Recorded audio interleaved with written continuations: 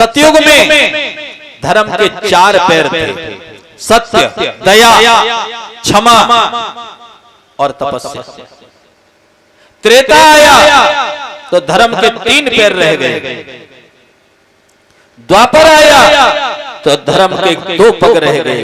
और कलयुग जब आया तो मेरे सिर्फ और सिर्फ एक पैर बचा है प्रभु।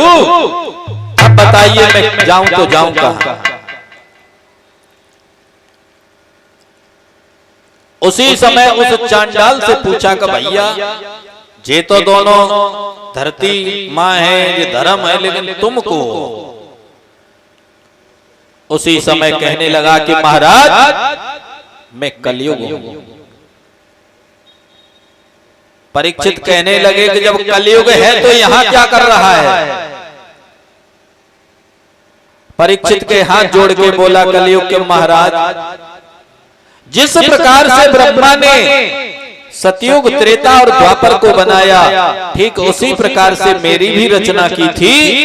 और जिस तरीके से इनको अपनी अपनी उम्र गुजारने का पूरा अधिकार मिला था, ठीक उसी प्रकार से मुझे भी मेरी उम्र गुजारने का पूरा अधिकार ब्रह्मा जी द्वारा दिया गया है। परीक्षित कहने लगे कि अगर तेरे को अधिकार मिला है तो अच्छी बात है, लेकिन ये बता कि तू धर्म और धरती मां को क्यों परेशान कर रहा है? कलयुग कहने लगा कि महाराज जिसका जैसा स्वभाव होता है वह वैसे ही अपने कर्म भी करता है। किसने क्या किया उस समय आप किसी को नहीं रोकने गए, लेकिन आज जब मेरा नंबर आया तो आप भी सामने आ गए। जब इतना सुना तो परीक्षित महाराज तलवार लेकर के दौड़े। और जब तलवार लेकर के दौड़े तो उसी समय कलयुग कहने लगा कि महाराज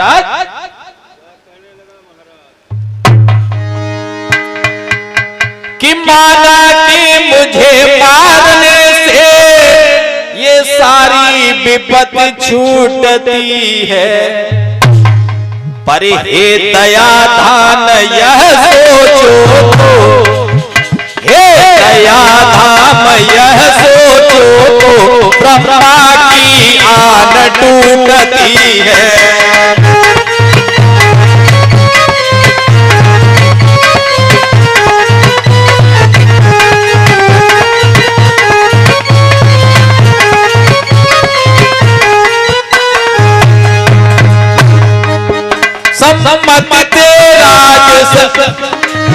सम्मत से राजन तुमने ये और पाया है अधिकार सदा, और तुम्हें मुनासिब हो अपनी और हथियारों की सार सदा।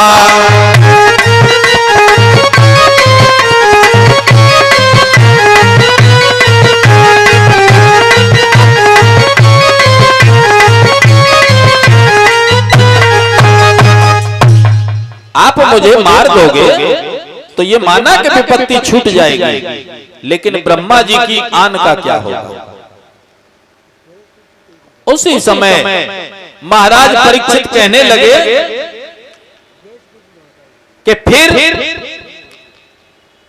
क्या करना चाहिए? उसी समय कलयुग कहने लगा कि महाराज हमें कहीं ठहरने के लिए स्थान दे दिया जाए।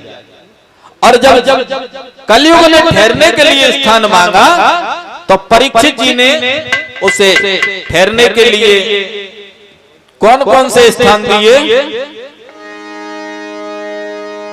कि जिस जगह जुए बाजी होती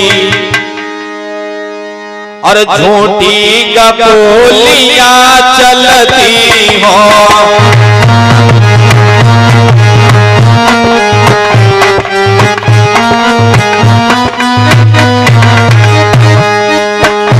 जिस जगह जुए बाजी होती, झूठी गपोलियां चलती हो, जहां वैश्या रोज निवास उपवास करें और मधु की प्यालियां चलती हों।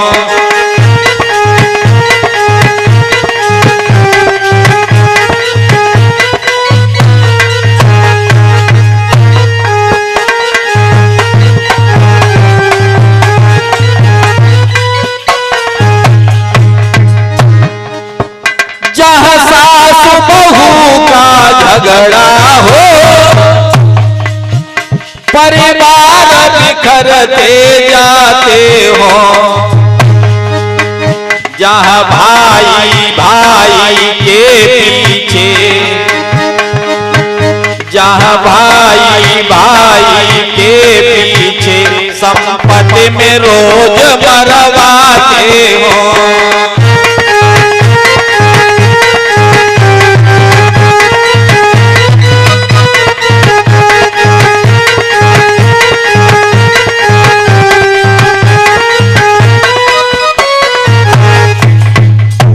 जिस घर में कलह होती हो, जहां जुआ शराब और ये सब चलते हो, केवल आप उसी स्थान पर रहें।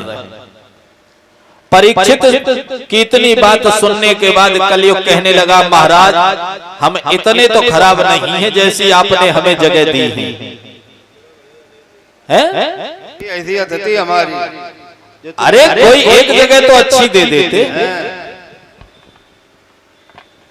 क्योंकि आपने केवल मेरे दोषों को देख लिया, लेकिन मेरे अंदर गुण भी बहुत है।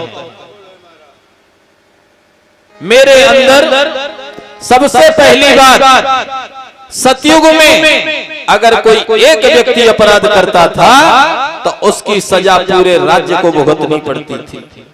त्रेता में अगर कोई एक व्यक्ति अपराध करे तो उसकी सजा पूरा गांव भुगतता था।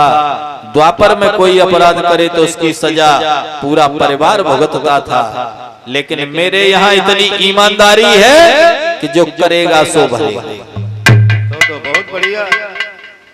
सतयुग, त्रेता और द्वापर में लोग तपस्या कर करके अपने शरीर को गला देते थे, दीमक लग जाती थी, लेकिन मेरे यहाँ सिर्फ नाम लेने से ही उद्धार हो जाएगा।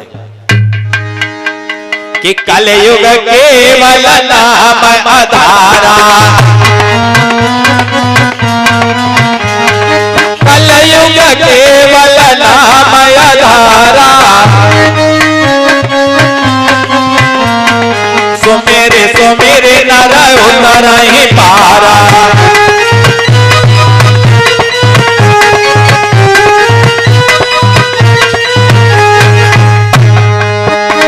और तपस्या की भी जरूरत नहीं है। राम कथा संशय करतारी,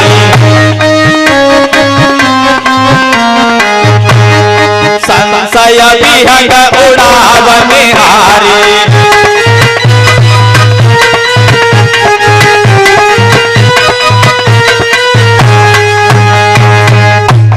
केवल राम राम जपते रहो, इसी में कल्याण हो जाएगा।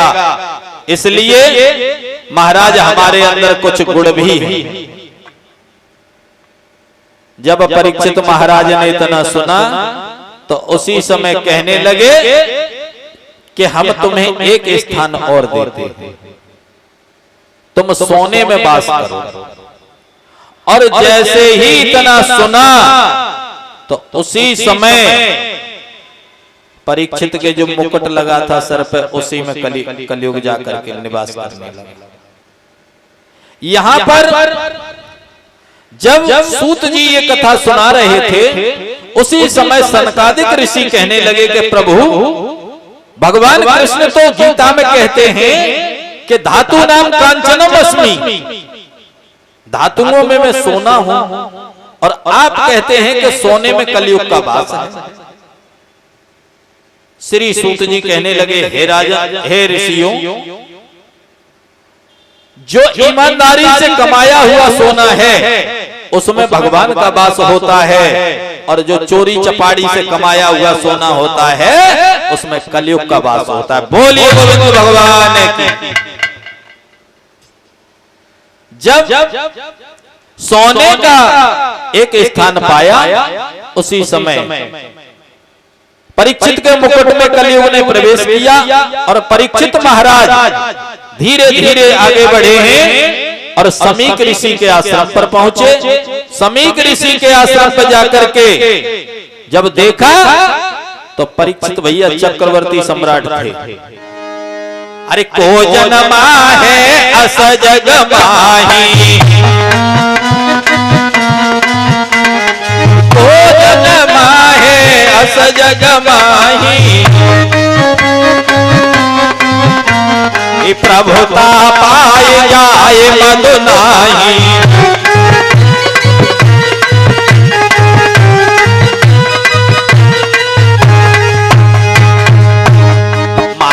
न माता पिता गुरुदेवा साधुन सन करवावे सेवा।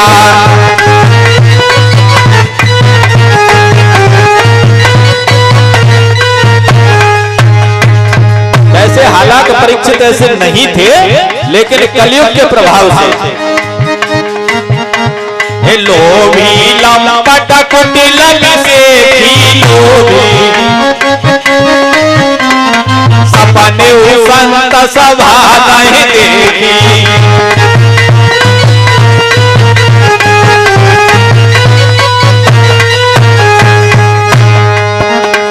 संतन दरस नयन नहीं देखा, संतन ऐसे नयन मोर पर देखा।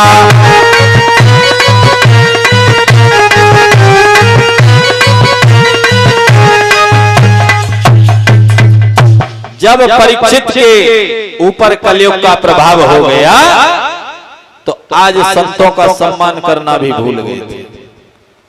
और जाकर के परीक्षित ने देखा ऋषि तो समाधि में है, और जब संत भजन कर रहे हो या आप भी भजन करें, कभी कभी आपने भी अनुभव किया होगा कि सामने आप अपनी मस्ती में बैठे हैं, सामने से कोई व्यक्ति निकल जाए, आपको पता ही नहीं चलता है कि निकला कि नहीं निकला।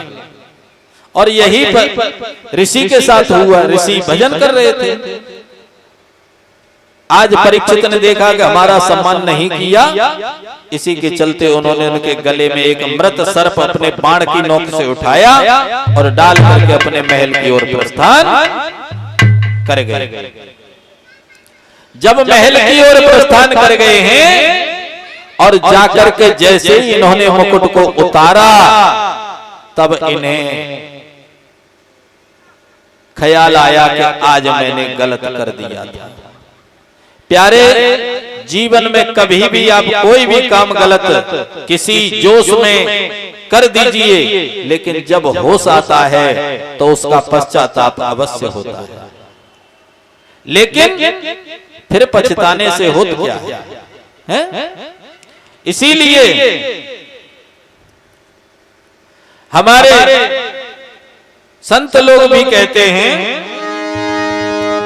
कि उठ जागे मुसाफिर भोर भई, अब रहने का जो सोवत है।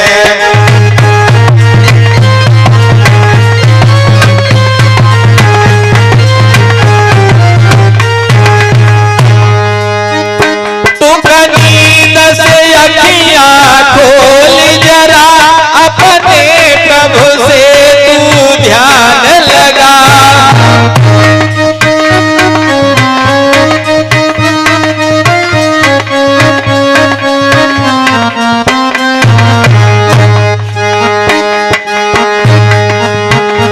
यह प्रीति करन की रीति नहीं, जग जागत है तू सोवत है।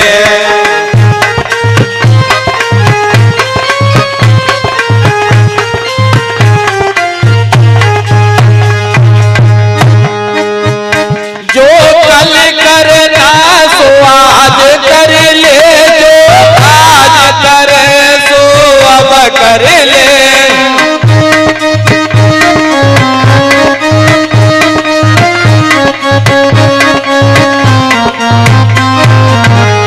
जब पछताए का होवत है।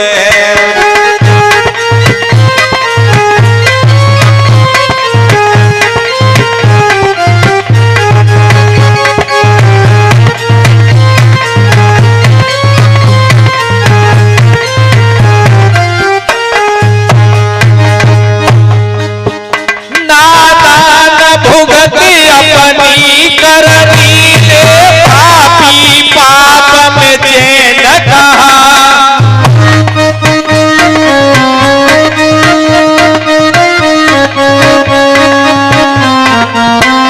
जब पाप गठरिया शीस धरी फिर मूड पकड़ क्यों रोवत है।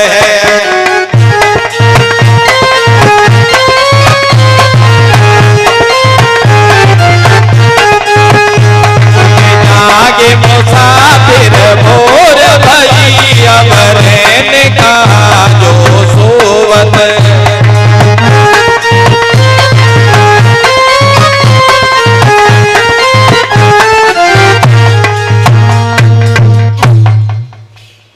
जब परीक्षित को होश आया तो उन्होंने सोचा कि मैं सुबह जाकर के ऋषि से क्षमा याचना करूंगा, क्योंकि ऋषि तो शांत स्वभाव के होते हैं और वास्तविकता है कि जब ऋषि उठे तो उन्होंने अपने गले में जब तब तक ऋषि के समाधि नहीं टूटी थी तब तक एक पुत्र उनका आ गया, और जब पुत्र आया तो पुत्र ने देखा कि आज हमारे पिता के गले में किसी ने सर्प डाला है।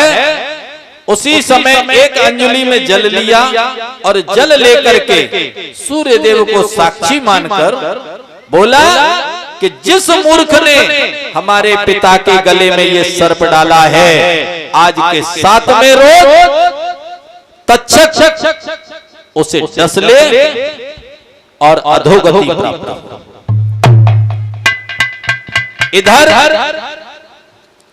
परीक्षित विचार कर रहे हैं मैं सुबह क्षमा याचना करूंगा, लेकिन तब तक चारों तरफ चर्चा फैल गई कि परीक्षित जी को श्राप लग गया। और जब परीक्षित को श्राप लगा तो उसी समय परीक्षित क्षमा याचना की तो बात भूल गए और सोचने लगे कि जिस प्राणी को ये पता चल जाए कि 7 दिन के अंदर मेरी मृत्यु हो जाएगी उसे क्या करना चाहिए। किसी ने कहा दान पुण्य करना चाहिए, किसी ने कहा हवन करना चाहिए। जितने मुंह उतनी बात, अनेकों प्रकार के समाधान करने के लिए आज उत्तर प्रदेश के मुजफ्फरनगर जनपद के अंतर्गत सुकताल नाम की जगह पर परीक्षित जी का विचार विमर्श चल रहा था। और इधर इनके मन में विचार चल रहा है, ऋषि आते हैं जाते हैं। उधर एक दिन की बात है कि भगवान भोलेनाथ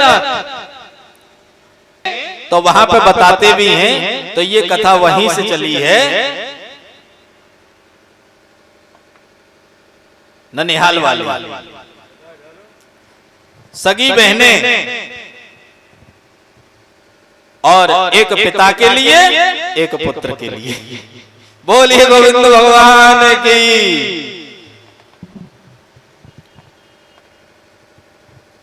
पांडवों ने अपने पुत्र परीक्षित को जिस समय राज्य दिया था उस समय उन्हें खजाने का भी ज्ञान करा दिया था और बताया था कि इस बक्से को कभी मत खोलना, लेकिन अगर आपसे कोई कहता है कि इसे मत खोलना तो आपकी उत्कंठा जरूर रहेगी कि इसे जरूर खोलेंगे। मना काहे के लिए करेंगे? बहुत से लोग जब एक दिन परीक्षित के मन में आया और परीक्षित महाराज ने उसी बक्से को खोला और उस संदूक में एक मुकुट रखा था, और ये मुकुट किसी और का नहीं था, ये जरासंध का मुकुट था, जिसे परीक्षित के बाबा भीम लेकर के आए थे। उस जरासंध के मुकुट को लगा करके परीक्षित शिकार के लिए चले, और जब शिकार खेलने के लिए निकले हैं तो जंगल में शिकार करते करते एक हिरन के पीछे गए हैं, और हिरन के पीछे गए तो हिरन जो है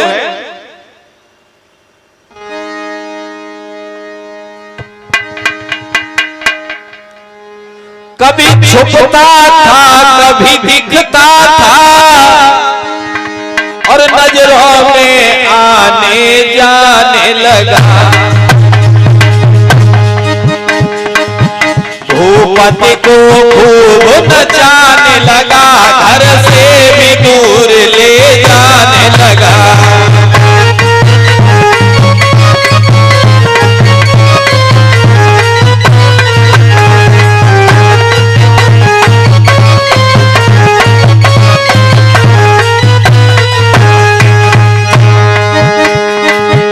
हिरना का पद तो कर ही दिया,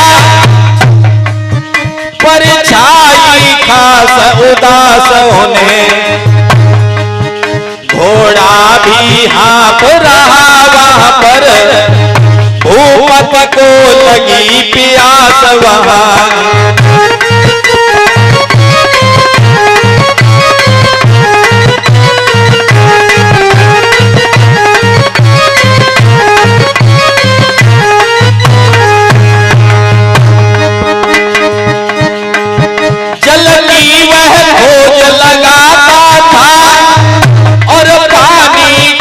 अभिलाषी था,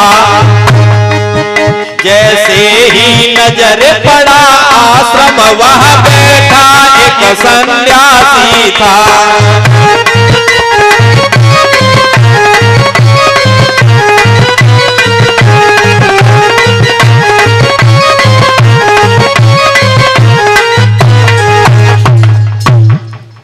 आश्रम एक नजर आया, और उसमें एक संत जी राम राम कर रहे थे, माला जप रहे थे। और जैसे ही संत जी को देखा तो संत जी को प्रणाम करके महाराज वहां से निकले, और निकलने के बाद में अभी तक परीक्षित के ऊपर कोई प्रभाव नहीं है, क्योंकि अभी कलयुग से मुलाकात ही नहीं हुई। और थोड़े से जब आगे बढ़े हैं तो थोड़ा आगे बढ़ने के बाद में इन्होंने देखा कि एक चांडाल जो है मुगदर को लेकर के चल रहा था, और उसके आगे आगे एक गाय और एक बैल दोनों ही जा रहे थे, लेकिन ये उन्हें मारता पीटता ले जा रहा था। उसी समय परीक्षित कहने लगे, अरे मूर्ख, तुझे नहीं पता हमारे राज्य में ये चाहे पशु हो चाहे पक्षी हो, ये सब हमारी प्रजा है, और अगर प्रजा को किसी प्रकार का कोई कष्ट होता है तो वह राजा एक दिन नरक का गामी बनता है। क्यों? कि जासुराज प्रिय और प्रजा दुखारी, और सोन पयाव से नरक अधिकारी। राम सिया राम सिया राम जय जय राम।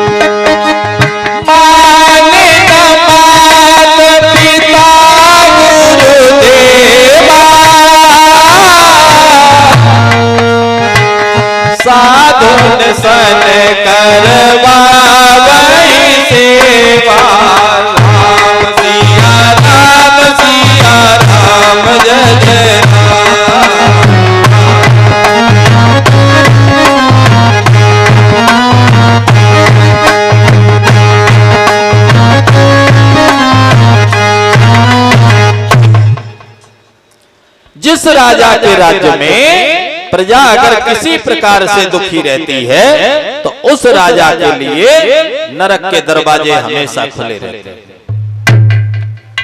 परीक्षित महाराज कहने लगे कि अरे मूर्ख, तू इसे क्यों मार रहा है? और उस गाय से पूछा कि देवी तुम कौन हो? उसी समय गौ माता कहने लगी प्रभु मैं गाय नहीं हूं, वास्तविक में मैं धरती मां हूं, लेकिन इन चांडालों के चक्कर में पड़ करके मैं रसातल में जाने के लिए उद्यत हूं। और बैल से पूछा कि तुम कौन हो? बैल कहने लगा प्रभु मैं धर्म हूं। बालक जो पल रहा था उसे जलाने लगा, और जब जलाने लगा तो उत्तरा देवी चीखी चिल्लाई। द्रौपदी ने राजवैद्य जी को बुलाया। राजवैद्य कहने लगे कि देवी प्रसूतिका के गर्भ में जो प्रसव है उसकी तो मृत्यु हो चुकी है। इधर कन्हैया आए और कन्हैया ने उस मृत शरीर में पुनः प्राण डाले, और प्राण डालने के बाद जब ये बालक पैदा हुआ था तो उसी को देख रहा था जिसने जन्म के से पहले इसे गर्भ में दर्शन दिया था। तो जब चारों तरफ देख रहा है नजर उठा उठा करके, और कन्हैया जब दिखाई दिए तो हंसने लगा। उसी समय घर वालों ने इसका नाम रखा था परीक्षित। बोलिए परीक्षित महाराज की। अब परीक्षित पैदा हुए 3 दिन।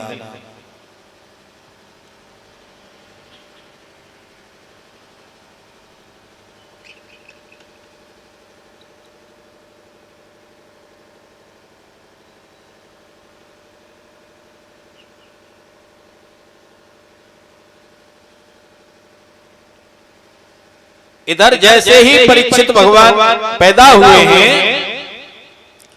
और धीरे धीरे धीरे धीरे ये बालक बड़ा हुआ। परिवार का बड़ा ही लाडला था, क्योंकि इस परिवार में 5 भाइयों के मध्य में कोई भी इनके अतिरिक्त नहीं था। छठ में सिर्फ परीक्षित महाराज ही इस वंश के पतवार थे। धीरे धीरे जब ये बालक बड़ा हुआ और बड़ा होने के बाद इस बालक को राज सिंहासन पर बिठाया गया। राज सिंहासन पर बिठाने के बाद इसका विवाह भी करा दिया गया, जो कि स्वयं इस बालक की ननिहाल से ही इसका विवाह हुआ था। क्योंकि राजा बासुक की बेटी अर्जुन के लिए एक ब्याही गई थी, और परीक्षित की पत्नी भी बासुक की ही कन्या थी। अगर कहीं कहीं जवाबी तो जैसे ही आगे बढ़े और जाकर के देखा तो अस्वस्थामा भागता हुआ जा रहा है, और कहां पहुंचा? व्यास मुनि के आश्रम पर। और जब व्यास मुनि के आश्रम पे पहुंचा तो व्यास जी कहने लगे अरे दुष्ट कहां भाग के जा रहा है? तूने बालकों को मार दिया, पांडव तो जीवित हैं। और जैसे ही इसने मुड़ करके देखा कि पांडव जीवित हैं, उसी समय ये वहां से व्यास आश्रम से निकला, लेकिन तब तक पांडवों ने जाकर के इसे पकड़ लिया और बांध करके लेकर के चले। कि बेचारा रथ से बंधा हुआ, कोई कितना ही सूर क्यों न हो, लेकिन जब किसी के बंधन में बंध जाए तो गीदड़ बनी जाती है। कि बेचारा रथ से बंधा हुआ और नीचे सर किए जा रहा है।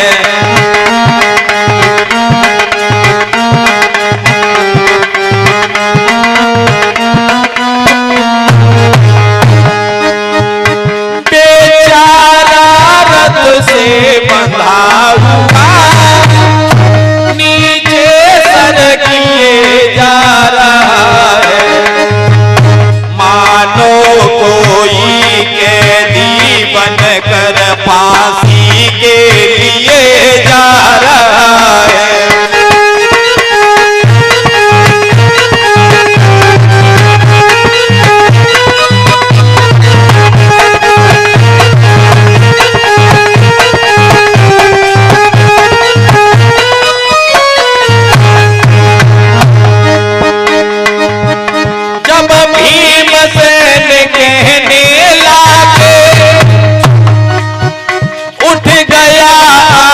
दाना तेरा, चल डेरों तक ओ दुष्ट सुनो, देखूं ताना बाना तेरा।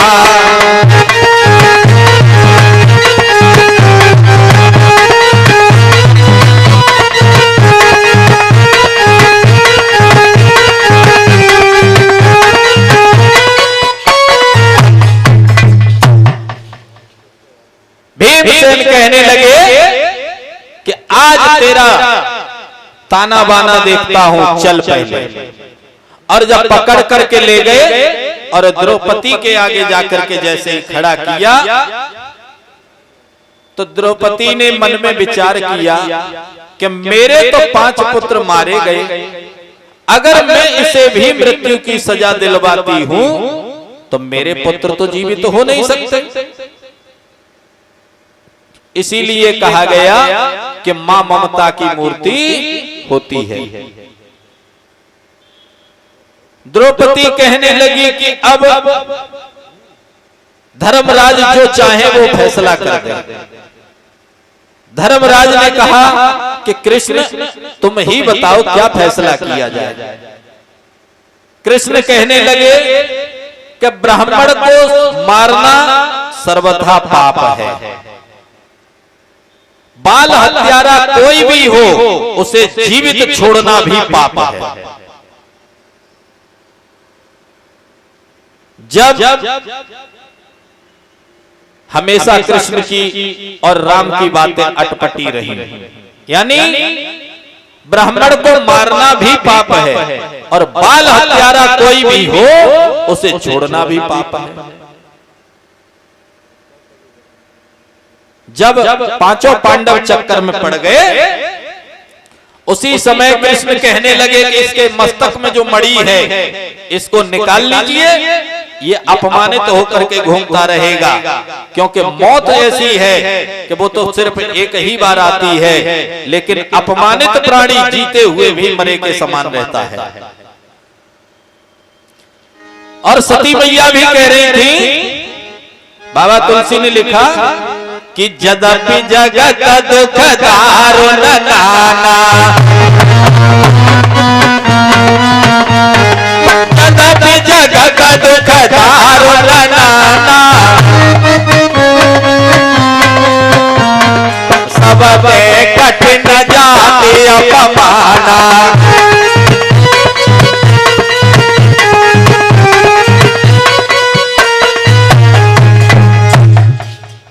संसार में अनेक प्रकार के दुख हैं, लेकिन अपमानित होने के बराबर कोई भी दुख नहीं। इधर मणि को निकाल लिया गया और अश्वत्थामा को छोड़ दिया, लेकिन उसी समय कन्हैया द्रौपदी के सामने आकर के कहने लगे कि धरणी करनी है टिकी हुई, कि धरणी करनी है टिकी हुई, और तुम सी सुशील महिलाओं से, और बलवानों की यदि इज्जत है ऐसी ही अबलाओं से।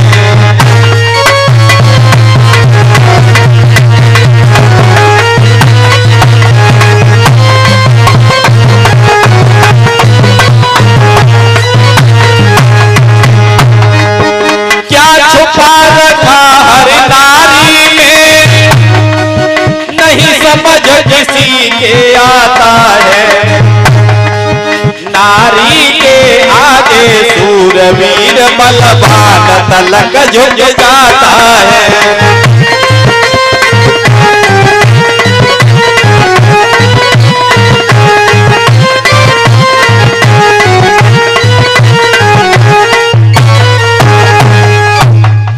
अश्वत्थामा ने द्रौपदी मैया के चरणों में प्रणाम किया, और जब वहां से चला, और जैसे ही चला तो भैया घायल सर्प की तरह से चला। और रास्ते में जाने के बाद इसने सोचा मैंने पांडवों का वंश तो नाश किया, लेकिन अभी एक अंश और छुपा है, और वो जिस समय अभिमन्यु महाभारत के युद्ध में मारे गए थे तो उनकी पत्नी जो उत्तरा थी, उत्तरा गर्भवती थी, तो अश्वत्थामा ने सोचा कि अगर ये बालक पैदा हो गया तो पांडवों का वंश फिर से चल जाएगा। इसीलिए ब्रह्मास्त्र को उठाया और इसने जैसे ही ब्रह्मास्त्र को चलाया है, इधर से अर्जुन ने भी अपने ब्रह्मास्त्र को चलाया। बीच में व्यास मुनि आ गए और व्यास मुनि कहने लगे, अरे मूर्खो, तुमने इस सृष्टि को विनाश करने की ठान रखी है क्या? तुम्हें ब्रह्मास्त्र की शिक्षा जब गुरु द्रोणाचार्य जी ने दी थी, उस समय तुम्हें इतना नहीं बताया था कि ये ब्रह्मास्त्र पूरी सृष्टि का विनाश कर सकता है। उसी समय व्यास मुनि ने कहा कि दोनों लोग अपने अपने ब्रह्मास्त्र को वापस लो। अर्जुन ने कहा जैसी आज्ञा। अर्जुन ने तो अपने ब्रह्मास्त्र को वापस ले लिया, लेकिन अश्वत्थामा ब्रह्मास्त्र को वापस करने का मंत्र नहीं जानता था। अश्वत्थामा ने कहा कि मैं इसे वापस नहीं ले सकता। व्यास मुनि कहने लगे कि अरे मूर्ख, जब तू वापस नहीं ले सकता तो तूने चलाया ही क्यों था? अश्वत्थामा की भी इसमें गलती नहीं थी। गुरु द्रोणाचार्य जानते थे कि मेरा बेटा कितना सज्जन है, इसीलिए उन्होंने अपने पुत्र को कभी भी ब्रह्मास्त्र की शिक्षा नहीं दी थी। यह शिक्षा सिर्फ अर्जुन को दी थी, लेकिन अश्वत्थामा ने छुप करके ये विद्या सीखी थी। और जो व्यक्ति किसी विद्या को छुप करके सीखता है वो कभी उसमें कामयाब नहीं होता। व्यास जी कहने लगे अगर इसे वापस नहीं कर सकता तो फिर इसकी दिशा को मोड़ दे। और जैसे ही दिशा मोड़ने की कही, अश्वत्थामा ने तुरंत उत्तरा की तरफ मोड़ दिया और जाकर के उत्तरा के गर्भ में, और इधर गौकर्ण महाराज तपस्या करने चले गए। श्री सुखदेव जी के श्री सनकादिक ऋषियों से उसी समय सूत जी कहने लगे कि हे ऋषियों, बात उस समय की है जब महाभारत का युद्ध विराम हो चुका था और कौरव सेना में कृतवर्मा, कृपाचार्य, अश्वत्थामा और दुर्योधन शेष थे, और पांडव सेना में पांचों पांडव और स्वयं मुरलीधर कन्हैया बचे हुए थे। तो विजय की रात्रि में पांडवों ने कहा कि आज तो रात्रि का विश्राम हम अपने शिविर में करेंगे, लेकिन उसी समय भगवान कृष्ण कहने लगे कि आज रात्रि का विश्राम कौरव शिविर में किया जाएगा, अपने शिविर में नहीं करेंगे। जब कौरव शिविर में पांडव विश्राम कर रहे थे, इधर जो दुर्योधन घायल अवस्था में सरोवर के किनारे पड़ा था, अश्वत्थामा, कृपाचार्य और कृतवर्मा जब उसके पास पहुंचे हैं तो दुर्योधन कहने लगा कि हे मित्र अश्वत्थामा, मेरे जीवन की एक अभिलाषा है, अगर तुम उसे पूर्ण कर सको तो बताओ। उसी समय अश्वत्थामा बोला कि बताइए आपके जीवन की क्या अभिलाषा है। दुर्योधन कहने लगा मुझे और कुछ नहीं चाहिए, अगर तू ला करके दिखा सकता है तो पांचों पांडवों के कटे हुए सर मुझे दिखा दे। इतना सुनते ही अश्वत्थामा कहने लगा यद्यपि ये कार्य सरासर अनुचित है, क्योंकि रात्रि के समय में किसी का वध करना उचित नहीं होता, परंतु फिर भी मैं अवश्य इस कार्य को करने जाऊंगा, क्योंकि कि जोन मित्र दुख होई दुखारी,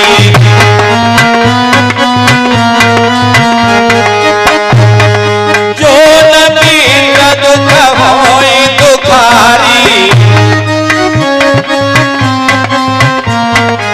नहीं बिलोकत पातक भारी।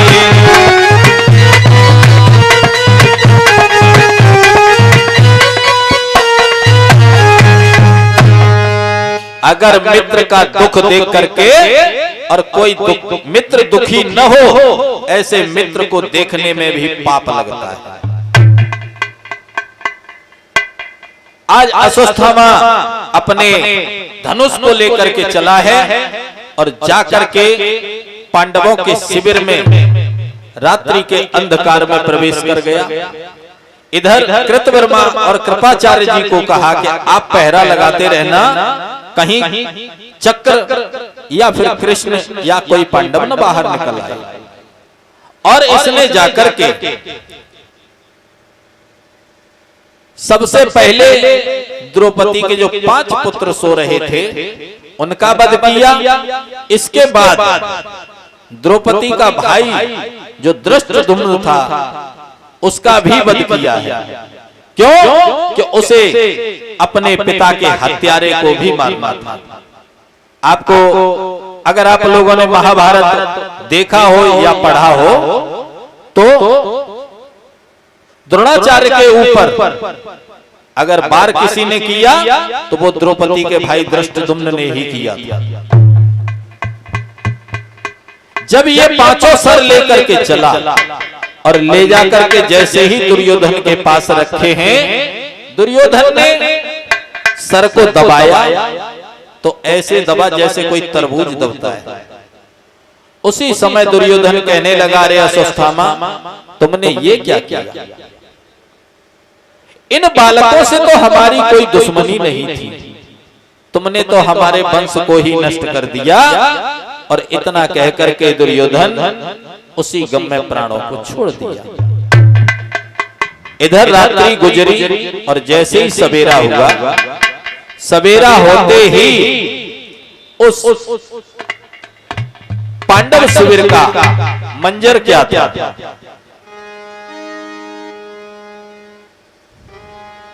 कि डेरों में खून बह रहा था और हर अबला खड़ी रो रही थी।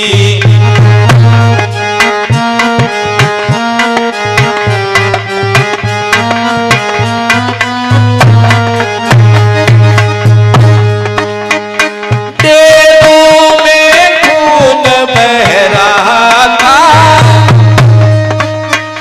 हर अबला खड़ी रो रही थी। द्रौपदी बाल बिखराए हुए लालों पर पड़ी रो रही थी।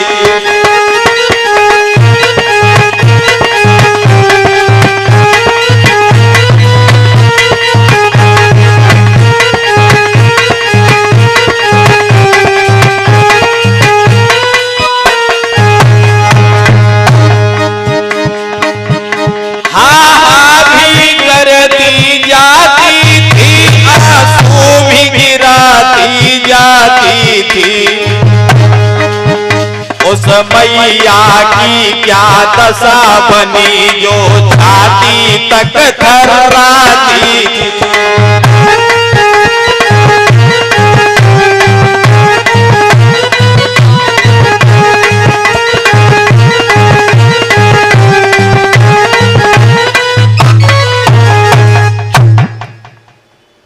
जैसे ही द्रौपदी रो रही थी उसी समय भगवान कृष्ण और 5 पांडव जब आए हैं तो उन्होंने आकर के पूछा कि देवी ये क्या हुआ और कैसे हुआ। उसी समय द्रौपदी कहने लगी कि सुख सोई थी पिया में नींद भरे